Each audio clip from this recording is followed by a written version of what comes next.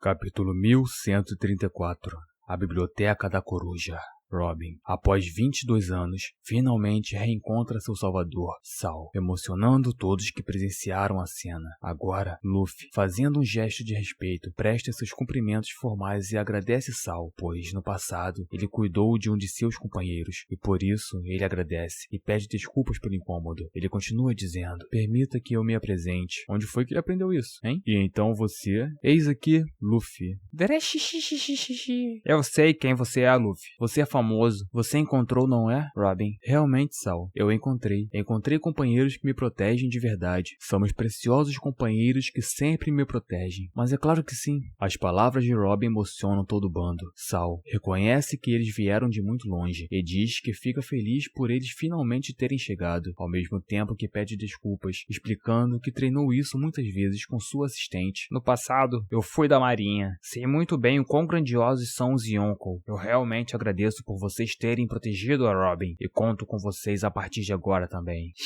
Pode deixar com a gente. Lilith voa na direção do professor e se apresenta. O gigante não a reconhece de início e pergunta como ela está voando. Ela então se apresenta como Vegapunk, deixando Saul ainda mais confuso. Neste instante, Jinbe chega com uma das tecnologias de Egghead e pergunta se era isso mesmo que Vegapunk queria. Ela confirma dizendo que era isso mesmo. Então Gerd se oferece para ajudar também. Jinbe diz que tiraram isso de Egghead, conforme Vegapunk pediu, mas ele a questiona, perguntando o que tem dentro. Lilith responde que ali dentro está ela mesma. Luffy fica impressionado ao saber que ali dentro tem um clone de Vegapunk.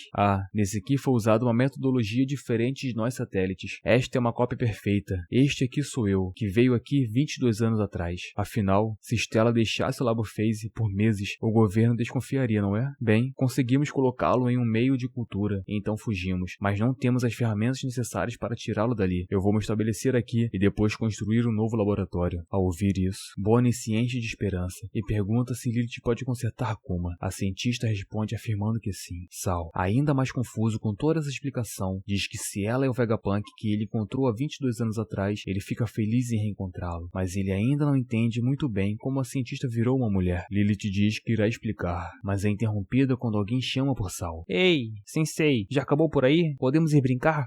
Desculpa pessoal, podem vir, obrigado pela cooperação. É que na realidade, esta fonte é o lugar onde as crianças brincam, mas eu pedi para elas ficarem bem quietinhas durante a encenação do Saul Sensei. Vocês ensaiaram tanto para serem descobertos logo de cara. A gigante se apresenta oficialmente como Angie, a assistente de Saul. Ela é a bibliotecária da Biblioteca da Coruja. Ela conclui apresentando a biblioteca, que ao mesmo tempo funciona como uma escola em Elbaf. Angie aproveita e se oferece para guiar o bando. Luffy e Usopp novamente não contêm a emoção e partem na frente de todos novamente. O bando chega à escola da Morsa, onde as crianças de Elbaf estudam. Essa escola foi aberta por Saul, a pedido do antigo rei, há cerca de 20 anos atrás. O bando acha isso incrível e conclui que esse lugar é uma academia para treinamento de guerreiros. Saul parte para a biblioteca com Robin, então deixa o resto do bando com Gerd e Angie. Nami chama Chopper para a biblioteca com ela. Chopper fica animado, se perguntando se os livros de lá são todos grandes. Sandy também resolve ir com os dois, com a desculpa de proteger Nami. Enquanto isso, Frank diz que está interessado naquela grande árvore dessa ilha. Luffy, Zoro e Usopp são perseguidos por crianças gigantes enquanto perambulam pela ilha. As crianças os chamam de nanicos e ameaçam pegá-los para serem seus brinquedos. Isso irrita Zoro, então ele pergunta se é para cortá-los, mas Usopp grita com ele, o chamando de idiota e mandando ele parar com isso. O atirador diz que são apenas crianças e que devem deixar isso passar. Outro grupo de crianças aparece e defende um trio. São 3 meninas aparentemente irritadas. Elas dizem que não podem atacar os humaninhos e não podem chamar eles de nanicos. Enquanto leva esporro, os garotos abaixam a cabeça e pedem desculpa. Isso surpreende Luffy, que chama eles de fracotes. Esses pirralhos são realmente da Vila dos Guerreiros? Questiona Zoro. Ser chamados de pirralho incomoda um dos jovens gigantes. Usopp tenta apaziguar a situação, dizendo que não precisam se aborrecer e que para ele não tem problema ser chamado de nanico. Em tom de afirmação, ele pergunta se os jovens irão para o mar e lutar contra bandidos, mas as crianças respondem que não irão, pois é muito perigoso. Ué, como assim? Vocês não são a tropa reserva reserva dos guerreiros de Elbaf? Questiona o atirador, mas as crianças dizem para não chamá-los assim, e que isso não está na moda. Zoro ouve uma voz adulta e questiona de onde ela veio, enquanto Sop questiona esse fato de não estar na moda. Os pirralhos dizem para o trio sair de onde está, pois ela irá brigar com eles. Vocês estão em cima do corpo da Ripley Sensei, dizem as crianças. Ao perceberem que estão em cima de uma mulher gigante, eles pedem desculpa, mas ela responde que está tudo bem e que eles não são tão pesados assim. Sobre o fato das crianças estarem pacíficas,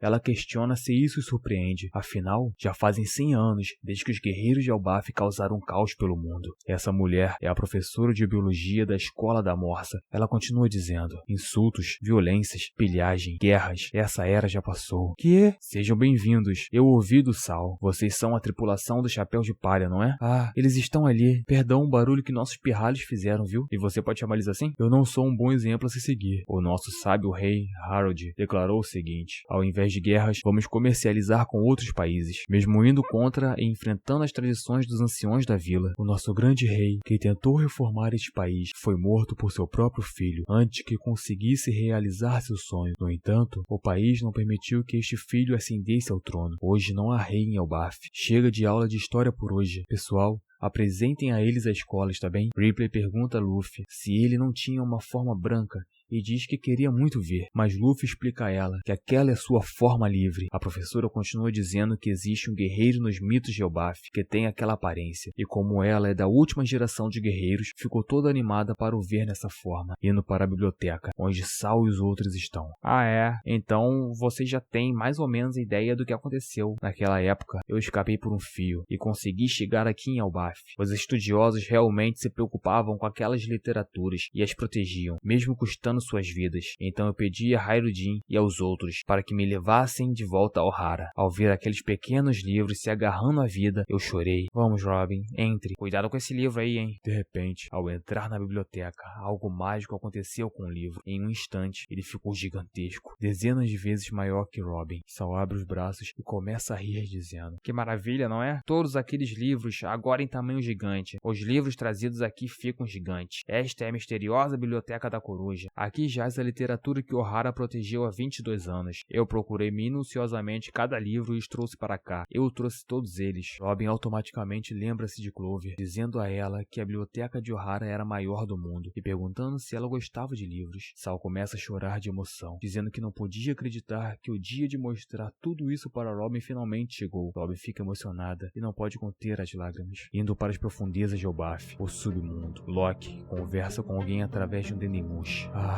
você também está à toa, hein? Eu causei algum incômodo? Não.